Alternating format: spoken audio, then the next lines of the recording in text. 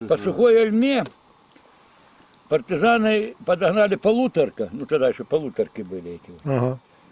Полная водка с уручом залита. Под обрыв загнали, взорвали этот обрыв. Засыпало ее. Приезжаю, еду я. Я говорю, где Володя? Слушай, мы мучаемся, блядь. Давай эту водку найдем, блядь. Эту машинку. Поехали мы. Я, Половинка, Легуш и Сотник. А речка русло поменяла, понимаешь? Ну, большая вода шла тут, и поменяла. Вот тут вроде тут. Мы штырями все. Я говорю, нет, так не пойдет. Я говорю, я приведу с города 2 миноискателя. Лягуш нашел.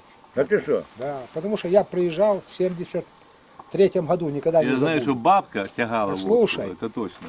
Батя сколько раз его засекал, 15 минут ходил туда-обратно. Приносит залито суручом воду. Да. Так что Вот он бы ее нашел. сейчас, да? Вот он, бедный, сгорел от нее. Да. Он, Ну, машину водки выпил, да? ну, пил все время.